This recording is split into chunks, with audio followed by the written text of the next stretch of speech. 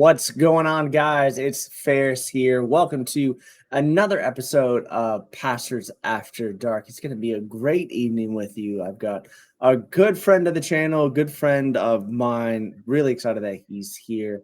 He is DailyPlanetCK. Daily, how you doing today, brother? I am doing great. Not enough coffee in my system, but I am great to be here, buddy. Man, I what? literally told a member at our church today that the church exists on the spirit and caffeine. Can you confirm? I can confirm. 100%. That is straight facts, man. Yeah. I taught Sunday school this morning, and I told my class, was like, the coffee hasn't kicked in yet. Right. How Because many? I'm just Okay, like, man. how many cups are you in today? Oh, I think 3.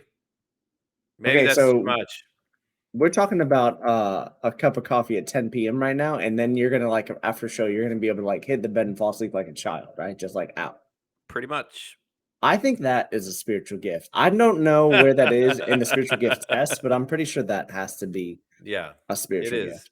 I'm convinced 100%. I think it is. I think that you got it. I think that's a check mark of the pastorate, because you have to be up super late for emergencies and stuff and still go to bed because you got Yep. church in the morning. You got things to do. So, but yeah, Yeah. yeah. I Nothing. won't Nothing I won't is be drinking a whole stopping. lot of this, but Nothing is stopping that one person, that one volunteer that gets to church an hour and a half early oh my for no gosh. reason.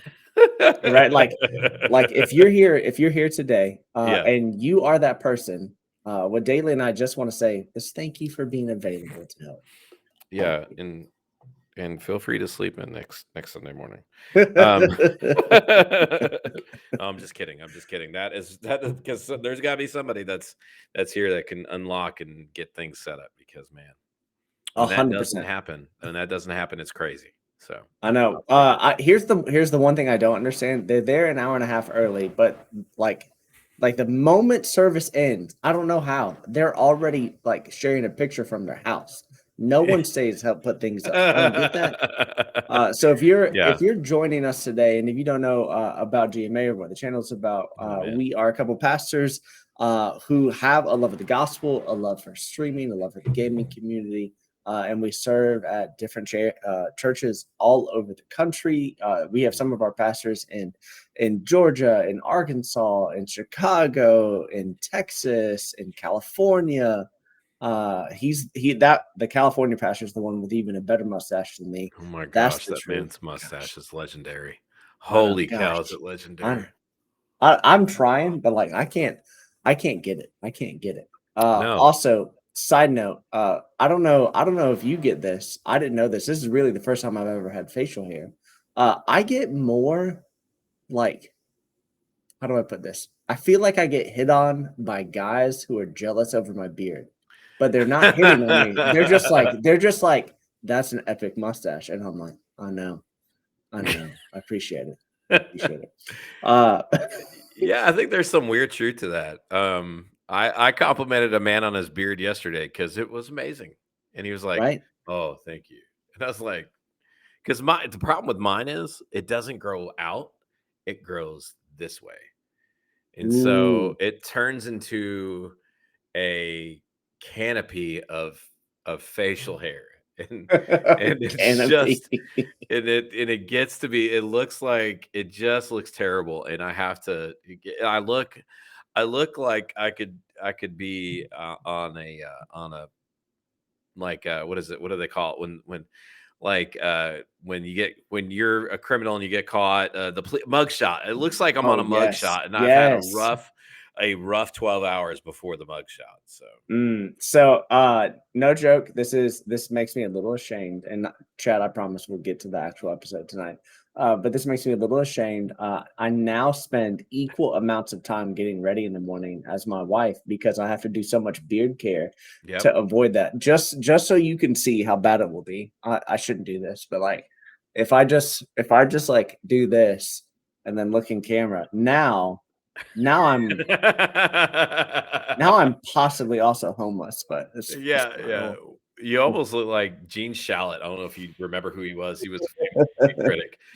The dude had a mustache that looked like your beard in that moment. I mean, it was just God, just all everywhere, over. Yeah. Uh, everywhere. let's see. Carlito said that beard is super reformed. So I'm not sure. I'm I going think he's for the pointing at Spurgeon yours. look. Yeah. Yeah. I'm going for the Spurgeon look. It's okay. We'll get there. Yeah. We'll get there. I was once told that Spurgeon, as a matter of compensation from his church, was not only paid financially, he was also given a box of cigars every week and a barrel of beer. I'm trying to get that added into my compensation package at church, but they still don't like to pay for alcohol, so it's fine. No. Uh, hey, we got a good Oh show man, we for do. everyone turning in tonight. Here's what we're talking about. Coarse joking, specifically sexual jokes, like sexually connotated jokes. And we were talking a little bit before stream, kind of about like our different cultural background of service and then also parts of the country. And I think this is going to take like more precedent than many people assume in this conversation as of whether it's right or wrong. Mm, Because I think there's obviously different levels of that conversation as well, but also yeah. it's got to be in context. So would you tell those who are tuning in tonight, what is your context of ministry? Where have you served that in the past? And then where are you serving currently? Because Oh let's yeah. give some context to chat to the place of which we are sharing the gospel. Well, have served. I've been like in ministry since '97, and I have done various forms of ministry, all in the great and God's country of Arkansas. Um, Chat, and if you disagree with that, please let us know in the comments. don't no, but but I am rural church is where I've done a lot of my ministry. I've done some in the city, inner city stuff. Yeah. But mainly I am in a Southern Baptist church, to where I don't have to wear a suit and tie to come to church. I wear a suit and tie when I preach from the pulpit, and but that's kind of where my context is. So, um, but yeah. Come on. Okay, so more rural Arkansas. When I Hmm. mean rural Arkansas, I don't mean like in the sticks all the time, but like No. somebody might think that. Uh, Yeah. and then so you don't have to wear a suit when you go to church, but you do When I when you preach, yeah, preach. and I So gladly do that out of respect for the community that I'm in. see, and I love that. I love that. That's being aware of the context of where you do ministry. So Yeah. let me ask you a little bit about your church. What are some like generally known expectations of people in your community? Like if they're coming to your church, what are the already preconceived notions that they're going to experience or know or see? Because this gives context to like this question. Yeah. In my church, when they come, like church members, I'll give you the preconceived of the church members, and that is that they are going to come and they are going to hear the word of God preached. They're going to hear hymns sung from a hymn book, like things like "Victory in Jesus," "I'll Fly Away," that sort of thing. Not any new contemporary or modern worship stuff. Although there's nothing, they don't necessarily have a problem with that. They just This is just not in their DNA. But for Yeah, yeah, special, yeah, somebody will come up and sing a special, and that can be done with that can be like a worship song. Like I've had several of our students sing a special that was a worship song that we actually sang in youth yeah. group. In my youth group, it's a blend of hymns and modern worship. But they're also going to Oh, have come on. the notion of that they're going to see guitars and a bass, and not a bass guitar, but a Stand up big bass. stand up bass. Thank you, in piano and stuff like that. So, Come but they're on. going to hear the preaching of the gospel. It's going to be from the King James. Not that we're a King James only, but the expectation is at the pulpit it's King James. So it's a Um, King James mostly church. It's King on James, the yeah, it's more so on the King James, but we don't have any real issues with other translations apart from yeah, some that yeah. have been more controversial. Yeah. with translations and stuff like that. So we're not throwing in any of the Message remix in there. Not really. No. For for my background, so I've worked Yeah.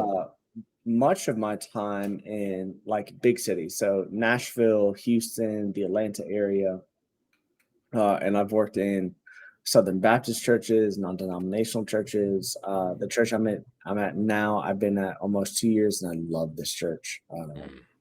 Love it for so many reasons. But the denomination of the church I'm in right now is Wesleyan, which is interesting. Uh, Different than like kind of my core theology, but just like the heart Yeah. of ministry is beautiful and wonderful. But like being in a cityscape, uh, like the expectations of people are way less. How do I put it? Traditional, Mm. but not less conservative. I don't know, and I don't know if that necessarily makes sense, No, but like I get what you're saying. yeah, Yeah. that's kind of the context of what I would put where I do ministry right now. I mean, I live in the bedroom community of Atlanta, Georgia. I live in like right down the road from like the best school district in all of Georgia, where like everybody like moves into. So like house prices are 30% more expensive to live in this tiny little city area than it does where I live, just because like you go to school and like it's the best school. Mm. Blah blah blah. Uh, Whatever. Yeah. Uh, that's why I live where I live, because I'm a pastor and make so Yes. much money. Yeah. Uh, There you go. but so the context is less traditional, but still, I think, very conservative. But with being in a cityscape, I think there are some laxities that happen, and that's kind of what we're talking about today. So a couple weeks ago, we were asked in our Discord, uh, kind of on the context of course joking, and I wanna read this real quick. Mm. Uh, Here's what it is. Here's the direct question we were asked. Is sexual joking wrong? My friends seem to think they are fine, but I disagree. What is your opinion, and what does the Bible say on it? So, you obviously work with students, and how long have you been in student ministry now? Since like often through various things, I've been doing student ministry for like 20 plus years. Um, What? Church ministry inside of a church wide, I've been doing it now um, for 10 years. All right. So 20 plus years of Yeah. hearing all the cool catchphrases that students come up Oh with. my So gosh. you've walked through bro, dude, bruh, yeet, Mm-hmm. Mm-hmm. uh, Mm-hmm. Riz, Mm-hmm. gosh, whatever it Bussing is, now. bussin'. Yeah. Oh my gosh, They cap. hate they hate it when I say the word bussin'. Because I'm like, so So, can you say bussin' in this context? No. so But yeah. if you've literally seen kids become parents who now have kids, because that's literally what you pass through. Oh my gosh, all Oh hail my King gosh. Julian just said no cap, homie. That's busting for real on the GT. Oh, yeah. Yeah, that Yes, first Chad, one, if you can keep that yeah. going, please, No, the entire please time. don't because I get tired of Only it. ask questions in Gen Z, please. Only Yeah, ask yeah, questions in Gen Z. yeah. Tag Daily Planet on all those questions. Yeah, definitely tag me. I will yeet the questions that I don't understand. Oh my gosh. Straight facts on the questions I do understand, and you can bet that you'll get a response no matter what. Bet. Mm, mm. Uh, That's too many Uh, Gen Z words. if I take it back like 8 or 9 years, I could say that's 100. Okay, that's about. I'm not in student ministry Right. anymore. I need to get out. Oh man. Okay, but in your context of ministry, you Yeah. literally experienced, adolescence over 2 decades, right? So Hmm. you're trying to teach kids about pursuing a life of faith centered in Christ, and then while simultaneously fighting the world and raging hormones, and for the Hmm. first time being like, "Oh, I like girls," or "I like Yeah. boys." So sexual joking, especially amongst like young people, Yeah. becomes big. So before we get into if it's right or wrong, let me ask you this: from your perspective, why is sexual joking so prominent? Why does it happen? Why do young men, specifically, many young men, but even more modern, the Mm. growing amount of young women take sexual joking as a prominent of their humor, a prominent part of their humor. So what's your Yeah. perspective on that? Like you've Oh seen it man. from 20 years ago, you've seen it where it's like, oh, we don't talk about sex with our friends because that's nothing. To like 2 years ago, Cardi B is talking about WAP all over the internet, and then we got fifth graders singing. So Yeah. like, I so think give me your this perspective. this is just my perspective. The more sexualized the culture becomes, the more conversation, sexual content statements, jokes happen in the culture as it becomes more and more. I Yeah, think also part of it, perhaps from maybe just this kind of a because, like, you're right, their teens in particular are going through all kinds of changes. Like, you can have a 13-year-old that he talks like this, and then he is in eighth grade, and all of a sudden he's got the deepest voice in the world, to where, and they're amen. growing. Yeah, yeah, they're like, they I was wondering when you were about to bring out the sound effects. But seriously, seriously, yeah. Oh man, that was awesome. But I mean, that's just so they're dealing with that in a way kind of coping just with things that people tend to do is they tend to make a joke about it to cope with it. And I think that also is involved with how things are with the crass and the crude and Yeah, the sexualized jokes, but I think it's more so in a reflection on how much more culture has been so surrounded by sexuality and sex and all of these things that you just see it becoming more common language in the vernacular of teens, to where they yeah, start where yeah, now they even do things like code language. The things that they talk about is actually about this. you know we see it in their slangs of the slangs that we just kind of joked about, no cap or things like that's code for whatever else the word what they're really trying to say. Like bet is yeah, a code for definitely will do, yes, guaranteed. yeah. um Or how I think in the I think and this is not to be crass on, I mean, this is after dark, but it's whatever. But I think what I've seen over the last year right now is the suffix of "ussy," right? So a bussy or mhm, whatever, which is this connotation to bring humor onto a sexualized ideology, yeah, which again like is like those things are great. Like, right? We're married. Like mhm, we get it. Like we yeah, appreciate it. yeah, Uh like right, like let's yeah, go read Song of Solomon together as right, like right, me and because you, baby. Let's mhm, figure out what Solomon's talking about and experiment, right? Like that's what we get to do in married life. But like mhm, these things are brought. So what's the perspective? Is it power? Is the purpose for these things is to assert power, dominance, control, or is it just to be participating in the culture of what we live in right now? So I mean, sexual jokes have mm, been around forever. Sex has yeah, been around forever, right? I'm like scrolling through TikTok and like I'm like watching like this lady walk through Pompeii and like go through all this historical stuff. And she's like, here's this dead body that's been like covered in ash, and here's beautiful, and here's these mosaics, and here's the street. And then she was like, oh, and here's this whorehouse, and then here's all these mosaics of all these different things. So like sex has been around forever. Horse joking right. has been around forever. What's the purpose?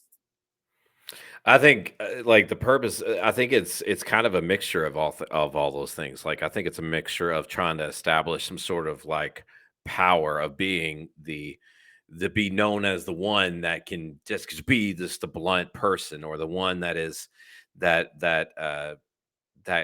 just doesn't care, the free, quote unquote, free spirit sort of thing. I think it's that.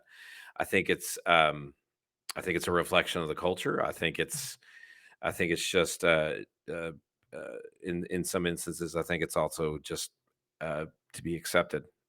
If I can joke along with people that are joking about it, because I see it a lot. You see it on, you could scroll through TikTok or even things like, Yeah. Facebook. You see this stuff, and it's just it because it feels like it's everywhere.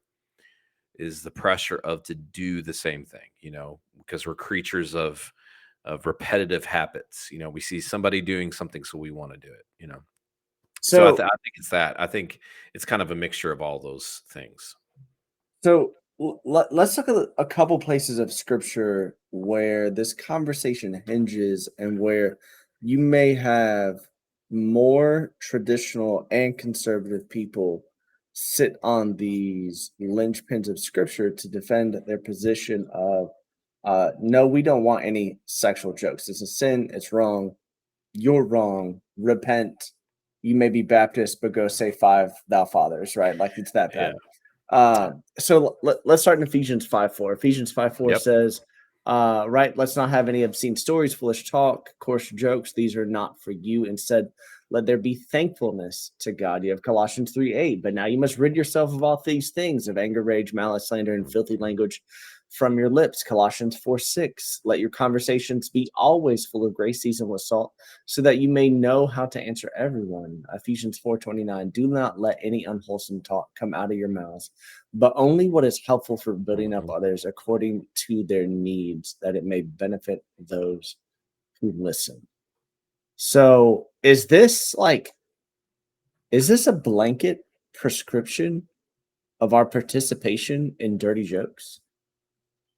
What's your perspective on it? Say that again. I'm sorry.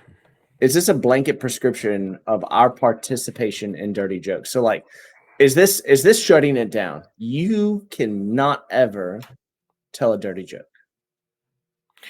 Um, So, like, things that like linchpin things. It's like, well, what is coarse joke? What is filthy language? Like, right? yeah, What is and that's the thing. I unwholesome think, talk?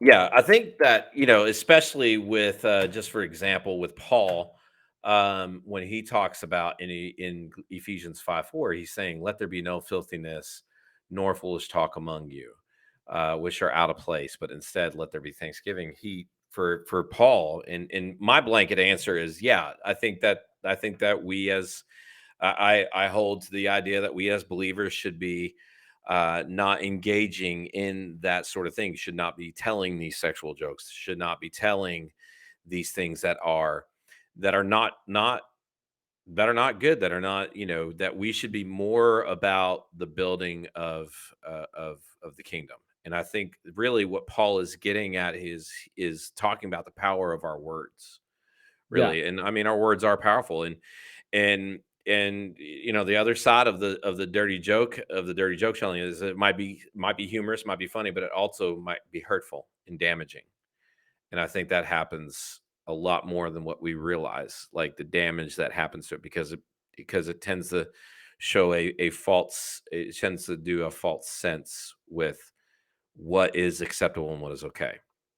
But Paul here, when he talks about this, is like yeah. it's all about the you have these mounts you have it's better to be known as glorifying and edifying and lifting each other up than sexualizing, and so that's kind of how I feel about that. Like it's more so about what we do with the words that we have. So question, and I know this is a little bit just like a straight interview, and I'm not participating a whole lot much yet, but like, is context important? So like Ephesians, like Paul's writing to the Mhm. church in Ephesus with dealt with prostitution and Yeah, struggled in like highly sexualized yeah, culture. So oh is yeah. this a blanket statement, or does our hermeneutics allow us to go, okay, hey, this is his prescription for this church, or is this good for everything? And the reason I ask that is like we see moments in scripture where coarse joking happens by like the messenger of the Lord, right? Like what comes to my brain immediately, and this is my favorite coarse joke in the entire Bible, is First Kings 18:27, right? Where Elijah is on top of the mount and the priests of Baal are just sitting up there trying to get their shrine to catch on fire, and then like Elijah essentially goes, "Hey, where's your God? Is he on the toilet?" But like the language isn't, "Is he on the toilet?" Right. It is vulgar language. He's he's essentially mocking in vulgarity their false god, Yeah. right? So that's not only is he like calling them out and demeaning them, that is a Yeah. coarse joke. So is like, how do we, right? It's not like Old Testament, New Testament. It's the same God, right? Not only is it the same God, this is like Yeah. the messenger of the Lord. Oh, yeah. Where's our break here? I think the context. I think that you do have to look at the context. Whereas in that moment, uh, God through Elijah with the prophets of Baal, he's dealing with uh, Ahab and Jezebel. He's Hmm. dealing with the idolatry that's in the people of Israel. I think there's a context involved in that. Uh, I think in that, because he says, what are they taking a nap? What is maybe your God sleeping? Maybe you need to be louder. And so he's taunting him. You kind of get this because I think you could also look at like in Job 38 when God says, "Where were you when I did this? Tell me, because weren't you there?" I mean, you kind of see the sarcasm of God in Job when he's having this conversation, Job. So Yeah, I think it depends on. I think in a sense, and of course, nobody's theology is 100%. Mine is not yeah, 100%. But I think there is a sense of context. I think here in Paul's passage, yeah, you do have that with the highly sexualization of the culture that is so prevalent, not only in Ephesus, but in Corinth and other places where Paul ministered to, where Paul reached out to, where Paul worked with. And so I think in a big sense for them is like, you gotta stay away from this stuff. But I think, we also have to look at the Bible as living, as a living book that yeah, is telling yeah. not only the people of the time what was, but also talking to us. And I think Paul is saying, hey, look, there's far better things you can say. There's far better things you can do than focusing on this. This should not be your focus. And so with Elijah, with Paul, I think, yeah, you're right. Context does matter. And so yeah, I don't know the Hebrew of the language, but I feel like, Right. I mean, the whole phrase of pisseth against the wall, as the King James Yeah. says, right? I mean, Yeah. that's mentioned a couple times in the Bible, and it's kind of made It's so famous good.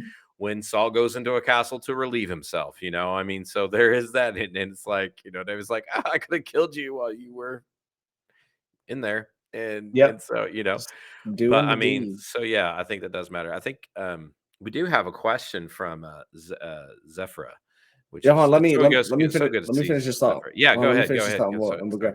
go. I think it's important to be able to say this, and I think you and I agree on this. Sex isn't bad. Talking about sex isn't bad.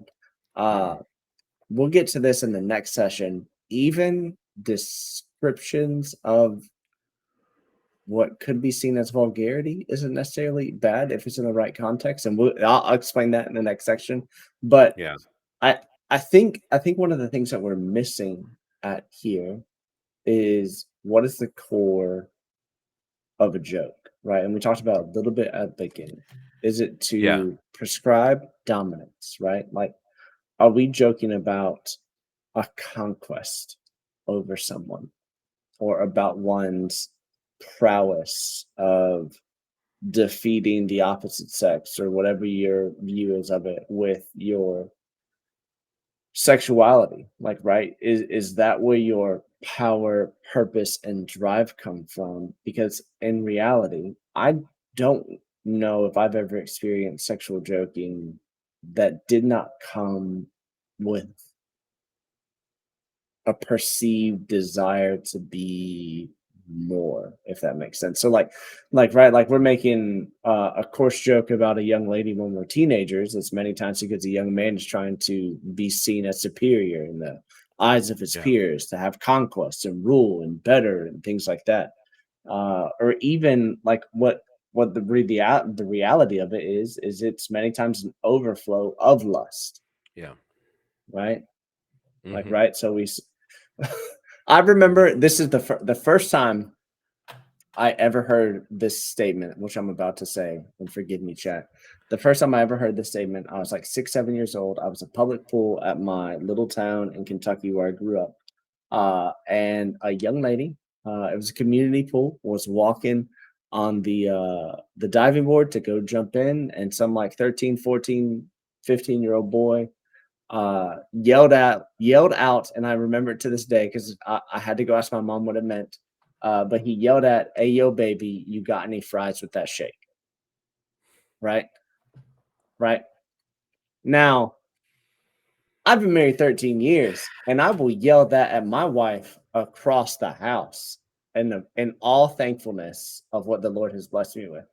But at 7 years old, I had no idea what that young man was talking about, and I was like, "Huh." So what is that? Where did that joke come from? Out of an overflow of desire of something else that wasn't holy. And Yeah. I think that's something to think about. I think that's something to Yeah, think about. Okay, I what do agree. I think that that's something that we have to that you gotta take in consideration when in this conversation, like, the conversations that you have with your wife, they're different conversations than you have with, and it deals, I think in part too, it deals with objectifying, you know, a person or, um, or along those lines. I think that's where the problem gets and is in dealing with the objectifying. If you are just treating as which you could do, I mean, that's the reality. You could do that yeah, with anything. So yeah. Yeah, I think and I think that's interesting because that's where I want to take our conversation yeah. after spending. What was our question? It's from Zephyra. It says, "What are your thoughts about sexual jokes about sex and someone whose presence, or excuse me, someone whose preference is to be controlled? What are your thoughts So about sexual jokes about sex and someone whose preference is to be controlled?" all right, chat, correct me if I'm interpreting this question wrong. Mm, But like are you talking about if someone's this is gonna just sound weird. It's so weird when we talk like these things, but I'm just gonna use language everyone knows. Are we talking about if like someone's kink is to be controlled? Is that what we're talking about? Like, and if I'm joking about that, is like here's I don't know if this is wrong and planet correct me and rebuke me if I need to. Okay. I was raised by a crazy mom who taught me to love Jesus and like experience everything I could with my wife. Just so my context so chat knows, my mom from like a really young age, and mom, if you ever watch this, I love you. Thank you for raising me. Uh, right. But Oh, she would say things to me like growing up, just like, son, I just hope you have the most fulfilled sex life ever. Right. I'm 11. What? I'm 14. Right. That's Mom, I just weird. asked for chocolate Right. milk. Why'd you say Yeah. Right, that? right. And then, like, Yeah, and I was raised by a single mom, so, like, my mom right. had to fill the spot of, like, of dad and mother, and there'd be times where she's like, "Look, sex is a beautiful thing that should be experienced only in marriage." And then in marriage and then this is where it would get weird, my mom would be like, "I hope you are able to explore the fullness of your wife's body." You know how weird that is, chat, for you to be told that? Okay, super weird. You Yeah, know how weird it that is is when weird. you bring girlfriends Yeah. home, right? And you're getting serious, and your mom's like she says things like that to my wife. This is not a joke. To my wife, before we got engaged, she goes, "Hey, I'm praying that my son can be fulfilling for you." What? Yes, daily. Do you not understand the emotional trauma that I have right now? It's Oh, I wild. get that, I Uh, understand. Yeah, it's still all shocking. It's still shocking, like, "What?" Yeah, all that to say this, in the Lord's ability to redeem everything, yeah, my mom taught me something really beautiful that in the safety and the covenant of marriage, there is freedom, yeah. right? That's the way I would explain it to not become descriptive or crude for this show. I do believe that in a marriage there's freedom to explore and experience and Mm, consenting adults who love Jesus and love each other. I think there's the ability to do that. And like we get we get glimpses of that in Song of Solomon, right? Yeah. Like Yeah. I like mean, I think but there's a reason why God created, created sex to be in, we know the reason is for procreation, but he didn't have to make it wonderful. He could have, just made it something complete, but he chose to make it a beautiful thing between a husband and wife, and yeah. so yeah, she had answered and said, to your question about if it's what did you say? A kink? Was it Is that right? more about Did a I like a kink? like a Like, kink? is it Yeah, wrong? What are your thoughts about sexual jokes about sex and someone whose preference or kink is to be controlled? yeah, Uh like again, like what are we joking about, right. right? Like, is it to go like, oh, that's again, Chet, I'm so sorry. But I'm trying to think of like worldly things that I've heard or experienced and not trying to make coarse jokes, but like, is it trying to be like, oh, that's a dirty girl like that? Like, is that like my wife would punch me in the face if I said that in the middle of Target, right? But that's not what she likes. But Right, again, it's like, it's context. It's also being contextualized of where you are, like what's appropriate, right? Like you're not just gonna go at it in the middle of IKEA, right? Or you shouldn't for the sake of the little right. children who are eating Swedish meatballs. Uh, but there's honestly beauty. Like, okay, so this is not to become crude or anything like that, but like you look at Song of Solomon, which is taught at every single marriage conference ever, Right. uh, and probably too much, but like you have this poetry of two people who have experienced each other's bodies in like the fullness of the safety and love of a relationship. And that's why this is included, right? Like you have conversations about arousal. You have conversations like this is descriptive conversations about sexual acts and participants and the way someone makes another person feel and like it's this overtly wildly like, this is worse than fan fiction sometimes, y'all. Okay, let's just be real honest. Song of Solomon, like in description of what like of activities can be considered quote unquote more vulgar, but it's not meant to be vulgar. You are being given the glimpse of the beauty of intimacy that's found within Yeah. what God's Yeah, ordained as sex. it's the sacredness of it. It's Yeah. and that's the big thing, and I think that's the difference, like, in the conversations, that you have between you and your wife, that is a different sort of circumstance and set than, um, locker room or, gym Yeah. room talk or the things that we say or, and I think so I think you're right. There's a difference All with right. that. So let me ask you this. Do you joke sexually with your wife? I know that's a personal like question, and you can just shut me down. But just like in the comfort of your own relationship, do you all share that type of flirting? I guess I would actually say it. No, not really. No. Uh, so okay, so let's say you all don't, but is that acceptable within a relationship? Um, like, what I mean by that is, like, we'll say the things like, "That's what she said." That would be, Yeah. um, once again, it's, the context of how do we treat the joke in? How do we treat, so, like, would it be wrong for a husband and wife to tell jokes of that nature? It just depends if it's because you feel that your wife is an object and not a person, or if you feel that your husband is an Mm, object, not a person, then that's a problem. I think that's the other thing is like because even in a marriage, there can be some unhealthy expectations yeah. and some healthy views in that, and so you have that that really that really you have to take in consideration with that, because you can also run a risk of treating your mate as nothing more than just the object of your satisfactions, instead of the image bearer of God, I and think you have to be careful with that. Not I and think what it, yeah, I think what you just said is a paramount I think I want to go back to it. I think what you just said is way more important than the quickness of how fast you just said it. Like is sex and the people we engage with, even those that you might joke about, or even our spouse, are they just an object of our satisfaction? If they are just an object, then they lose all humanity and they don't Mhm. become a Yeah, person, which is an image bearer of God, just like you've said.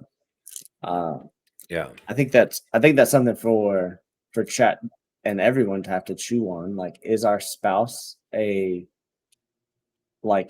person who exists solely for our satisfaction or for something more, right? For yeah. something, I think that's a very good question that, uh, we all have to ask, um, and because it can be so easily, that's why, that's the deal with the temptation involved in the joke is there's always temptation, right? And so you can run a risk of letting sin, even in the confines of your marriage and in the confines of mm, the sexual relationship, you can let sin just invade and corrupt. And so you have to be watchful and guarded and mindful. And um, I think once again, Paul is also that's kind of another thing, especially with in Ephesians 4:29 about building each other up. If we're more so talking about sexual gratification and joking to our spouse or to each other, and we're not building each other up, then all we're doing is causing damage to our own walk, our own self, then yeah, and damage to into the others. That intimacy makes that sense. God's, Into yeah, the intimacy that, and yeah, that's the thing is that sex is a natural thing between a man and a woman. It is a it is. I just saw what King Julian said. Um, it come is. on, Um, it is a biological thing that we could do, but to where it's just a part of our biological process of procreation. But it's also a spiritual and sacred act, and so we yeah, we have to be so. It just and I'm not trying to sound like I'm a prude because I'm not that way, but it's something that um, we have to take and really kind of guard and look at our motives and look at what we're going through.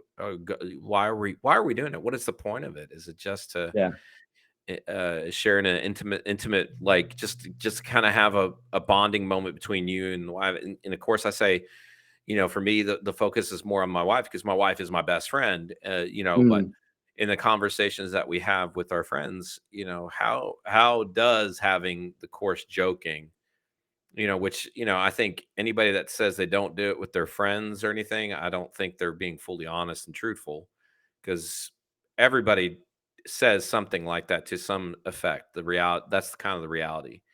Everybody has some sort of like they're in some sort of group to where, and how many of us have not laughed kind of just at the joke, at the initial thing or of that joke, knowing it's full well and it's wrong, and but we laugh, because we are human. We do make mistakes, um, which I'm grateful that God is I'm grateful that God is a gracious God for so many reasons. Um, but that's if we're too busy objectifying and we're not edifying, then that's a problem. so let's change the Yeah, conversation just a little bit to uh, a little bit about the purpose of sex, because I think this is like the way our culture, and we were talking about this right before we started, like the way our culture depicts sex as free use or free participation without consequence. I feel like lessens the spiritual impact and importance that that activity not only signifies but also results in, because if it's just something that like we as physical creatures participate in solely for pleasure and joy without consequence, then yeah, like course joking would make sense. Go conquest as much Mhm. as you can. Go Yeah, dominate whatever you want. Go put 1,000 notches in your bout because it's free. There's no repercussions or anything like that. Uh, yeah, right? And there's this increasing divide that the world's telling us, and people are being convinced of that sex has no spiritual link, no emotional link. It's just two bodies slapping together. But like the beauty of the gospel, and we find no other place in the entire Bible that really tells us this, comes out of Ephesians 5, where we quoted at the beginning, is that the closest thing that we have on this earth as a representation of God and the church is a marriage. And not just the covenant that's made, but the intimacy shared in all activities, that which is really including also sex, right? So the beauty that's found in the safety and the freedom of that trusting, deep emotional and spiritual relationship, like the closest thing we have on this planet as a reflection of God and the church is a marriage. yeah, So if that's how highly God holds the entirety of what it means to be married as a metaphor for his relationship with yeah, us, like then that would make the activities included in that relationship also of a paramount importance as well, which would include sex. So why would we treat it without its weight? Weight sounds weird because I don't want anybody to go into their marriage bedroom like just like, doing the cross or sprinkling holy water. Like it's a fun, enjoyable act, but like there's also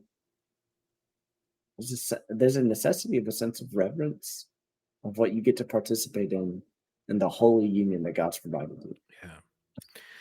Yeah, I think yeah, you're right, but I think like, we joke about things kind of on 3 different things because we don't wanna accept it, or because we're unsure about it,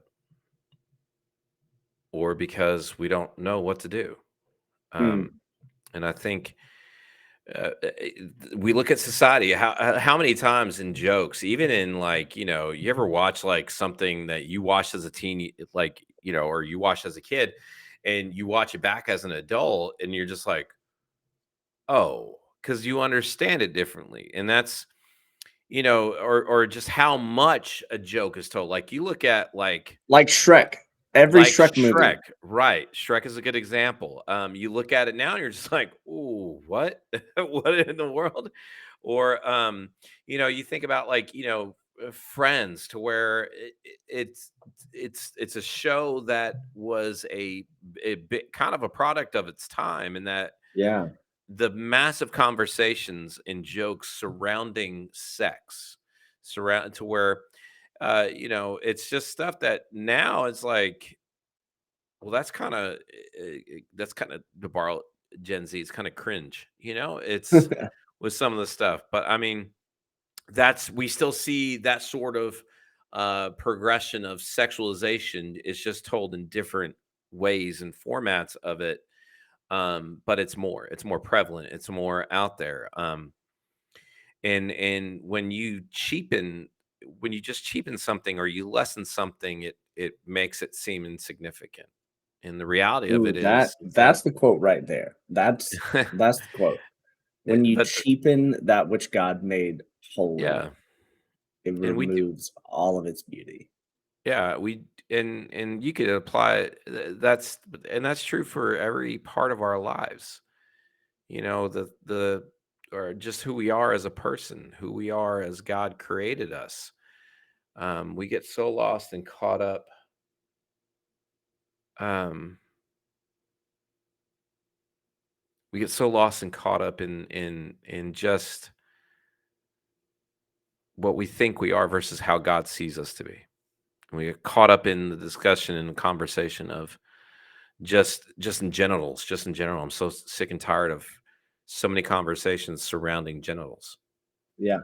There's And it's so much more because to life than what's between our legs. yeah, yeah, and but that's what happens when we don't treat the things that God made it sacred. Because when you stop and think about this, there's nothing more vulnerable than the sexual act that happens between a man and a woman. That is Yeah. the most vulnerable, intimate thing it was created and designed that way, and yet we take that and we try to corrupt it. Um, Mm. and so I I that, but think that's that we do that because yeah. because of those things I think we're you just scared of said it. We something don't understand it that's yet. really paramount, is Mhm. that, we try to corrupt it. It's it's not it's not something that goes by secondarily, but as an active participation of us, which goes Yeah. beyond just sex. It should make us be thinking like, what things are we actively trying to corrupt, which God Mhm. made holy, right? Like that's an important thing. But like before we close and stream, let's get a little practical here. What are some ways that maybe you've guided some of your students or you would guide Mhm. other adults to like right to keep that which is sacred sacred and not to actively corrupt? Like how do we battle that?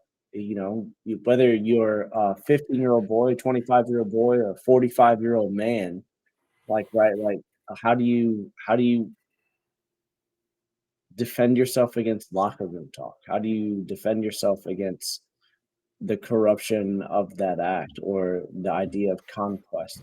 How do you preserve its holiness in conversation personally, other than just be like, "Okay, I'm gonna leave. I'm just not gonna be here." But how would you set up the barriers and boundaries of your heart to keep it protected? That's a real good question, and I think it varies to the individual. But I would say don't give into it. Like, don't engage in it. You you you build credit. You build credit with people with your words, your actions. You build integrity with people, words and Mm, actions. And when you do things like that, if you don't want to be known, if you don't want to engage in that conversation, there's two things: you don't repeat it. You don't um you don't flip out over it, because we're also called to go into the world, especially if we are believers. We have to realize the world is going to talk one way and we're called to talk a different way. mm, So we've got to be willing to say, I'm not going to give into this, but I'm not going to build a wall yeah, to it. I think also, uh, if it's a buddy of yours or a friend of yours that is saying that, there has to come a point. Like there's a story of somebody not that long ago. I was in a group of adults, and somebody not that long ago, they made a dirty comment, and I had to look at the person and I said, I don't appreciate that. I don't want that. And the guy on the right looks bored to yeah. death. I'm not bored. I'm like super exhausted. Well, I thought maybe they were talking about me. Am I on their right? Is I don't know, but yeah, I'm exhausted too. So, but like but I mean, like I had a guy say to me, tell a sexualized joke, and I said, I'm sorry, I can't. I don't appreciate you.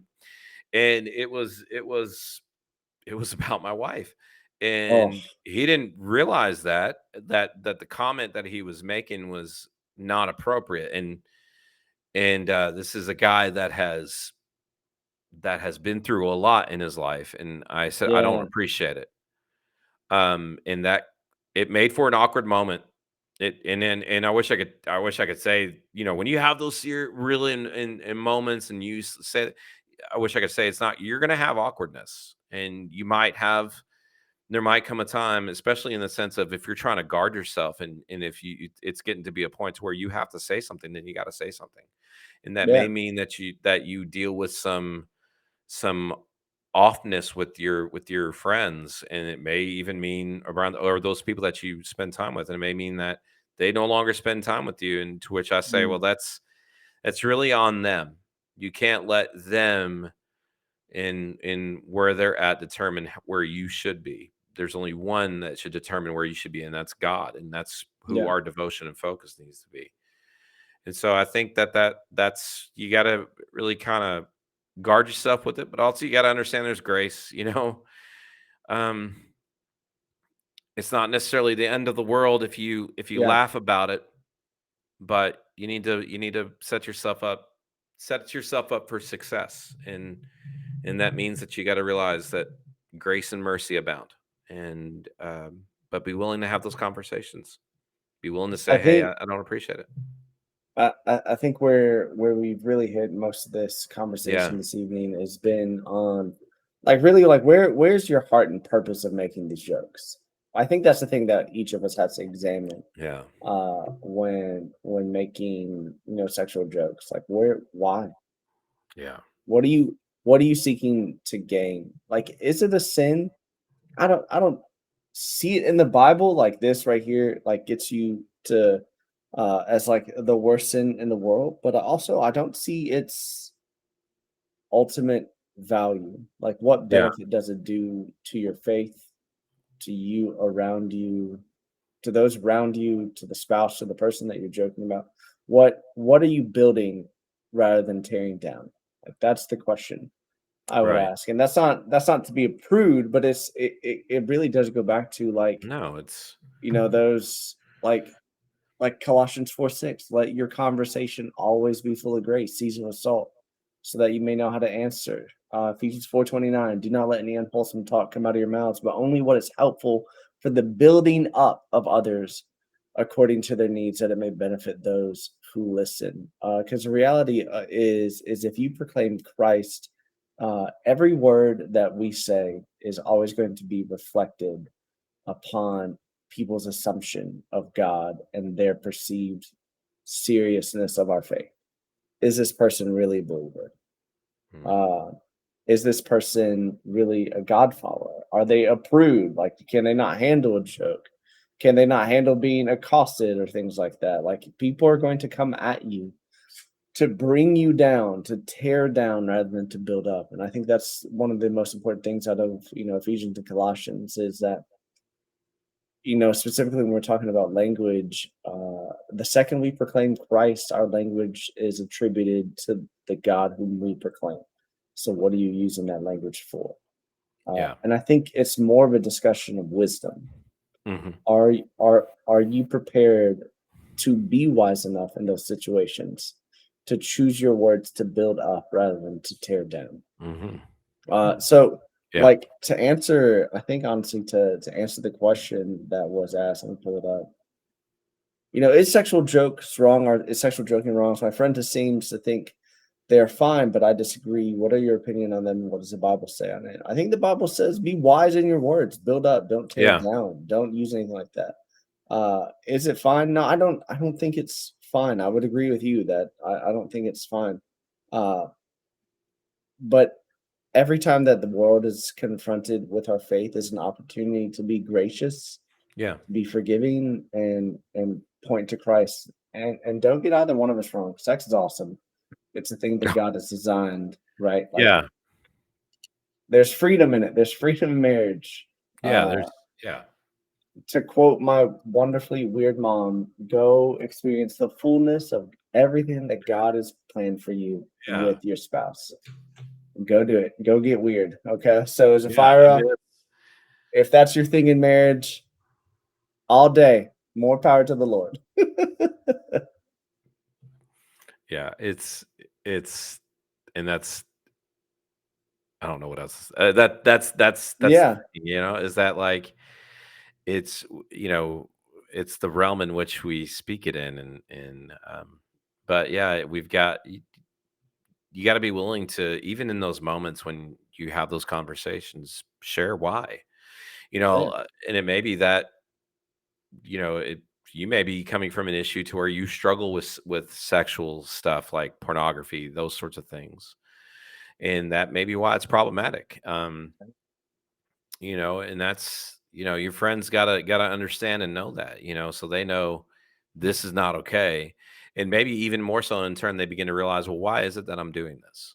And I think that can lead to greater conversations. Guard your hearts and guard your Yeah. minds, Chad. Like that would be our Yeah. encouragement. Oh, And yeah. then what does Paul say? Better to be married than to burn with passion, right? Like Yeah. if you're burning, just go get married, y'all. Go be free, man. That's the best I could say. Yeah. uh, The Farmers Only jingle did just go off in my head when you said, "Just go yeah. get married." I was thinking, "Oh my gosh." Hey, more and more people find their spouse online now than ever before. That's how my brother Yeah, did it, isn't and he that got married a crazy? year ago. It's Man, crazy. Honestly, I tell my wife all the time, we've got 3 kids, right? And I'm 37 years old. I go, "Babe, you cannot die because I cannot be alone, and I do not have right, any idea how I would date with 3 kids. right. So please let me go first." Uh, um, Yeah, hey, chat, I wanna be honoring to Daly's time. Just so you all know, all of the people who come here on GMA, they're full-time pastors. They serve all over the country. They serve at their churches many times, multiple services, and that's what it is for us today. So yeah, today started for me before 6 a.m. and I got home late. And I know that Daly was up early yeah, Sunday morning with family emergency, and then, yeah. like, I was as well taking care of a sick baby with a nebulizer treatment. You ever try to keep a mask on a one-year-old? It's not Mask fun. you can tune no, it's just like Yeah, it's like, "This is good for you," and then he's like, "I hate everything about you, dad, but all I can do is yeah, scream at you." So that was fun. So I wanna be honoring to his time and give this very gracious man some rest. And for tonight, I'd love for you to all to be able to join us next yeah, week. One of the things that we're going to be talking about is a really interesting thing, especially for American churches and American Christians. It's what are the best ways for American Christians to help with missions? And I'm sure we're going to get into the conversation of, is short term mission trips a good thing, right? Like, yeah. is it good for you to spend $3,500 to go to a third world country and hold an ethnic baby, take a picture, and put it on your Facebook? I have obviously no opinions about that, depending upon how I just said that. And if you want to hear them, maybe come next week. Uh, Yeah. but we're going to talk about like what are the best ways that churches can really do missions or participate, or even short term or long term missions. What's the benefits? What's the failures of it? Like, is there Mm, something good or bad? Very controversial subject when it comes to like insider Christian conversations because does it really help or does it ultimately hurt the way that Christians have done missions in the last 2 decades? It'll be an interesting conversation. I'd love for you all to be able to join us. yeah. Daily, thank you so much for spending this Oh, evening with us. I really appreciate it. it's always a pleasure hanging out with my buds. I'm telling you, I appreciate you guys. I love you guys. Love everything that Pads and GMA is doing. It's just wonderful stuff. So it's always fun. It's always fun. I love it, man. Thank you. Thank you so much for blessing us with your time.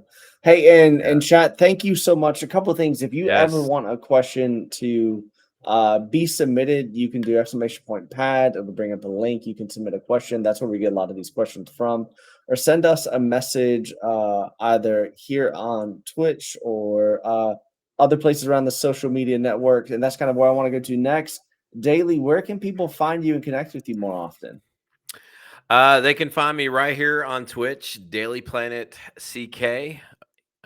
This is where I'll be gaming, and my stream schedule's kind of been wonky and crazy. I usually stream on Mondays, Tuesdays, Thursdays, and Fridays, but things are crazy. So trying to work my way towards 400. We've hit a long lull in that road, and so I play a lot of Fortnite. I used to say I play a bunch of games, and Fortnite's one of them, but I just realized anymore it's mostly Fortnite that I play in Pokemon. So, but I'm always down to play other games and stuff of that Pokemon is nature. awesome. Have you done a force, power, and heals only Fortnite win? I've been watching Bearded Blevins do it the past week, and it looks Oh so my fun. gosh. Uh, no, I did. I had an opportunity to do that my last victory royale, and I hit the guy with the stormtrooper blaster No. rifle. and I realized, "Oh, wait a minute, I have a lightsaber," as I'm going pew pew, and all of a sudden it went boom, and I was like, "Oh." Oh no, I won. Dang. Yes, but I'm not complaining about the win because that was a quest that I had to complete. Come on, that's awesome. Let's But go. Hey, W's to I've been W. loving the Star Wars stuff, though. It's been a lot of fun doing the Star Wars stuff. It's super goofy, Yeah, and I love it. I play it less just for myself anymore, and I play it yeah. more with my son.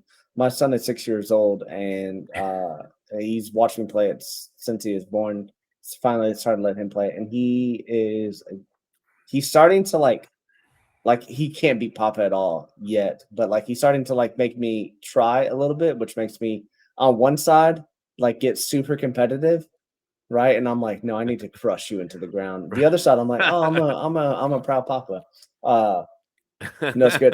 Chat, if you'd like to be able to connect with me, find me all over the internet as PharrisStorm, kind of what you see on the screen. I haven't been able to stream much because life has been nuts, but I still hope to be able to get back to that soon. I play a lot of Destiny, and I play a lot of Fortnite as well. One of the things I want to do is bring my son into streaming with me and set him up a camera because the funniest thing in the world is his commentary.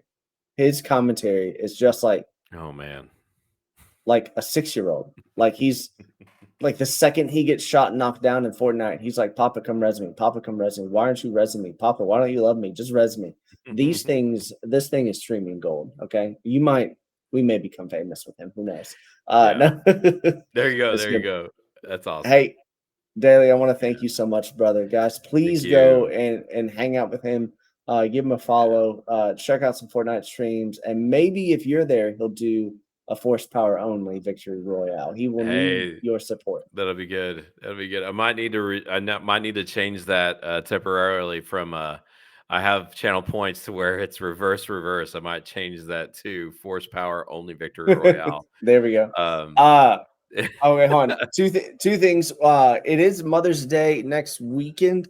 Our next subject is about missions. I bet Mother's Day we will not meet because all of us are married and need to celebrate Yep. the mothers of our children. But the week after, I think would probably be a great time to come back and talk about missions in America. Is it helpful when you go to Guatemala, or is it destructive? Maybe I do know a couple former missionaries. I'd like to possibly get them on. That'd be interesting. I'll make a couple calls.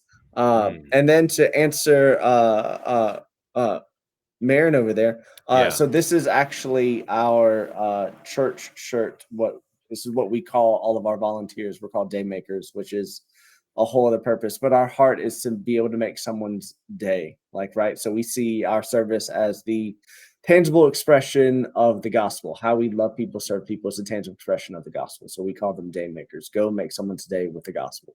And no, I would love for this to be merch. It is not. Maybe I can make a knockoff version one day and we can all get it, right? Because That'd be it's just awesome. fun. That's It's a really just cool fun. shirt. No, I I love like it. it. Super simple and a great message. Yeah. Chat, that's it for tonight. I will bid you adieu, daily. Thank you so much, Thank guys. you. Thank you, brother. Enjoyed Y'all it. have a good evening. Bye, guys. Bye, guys.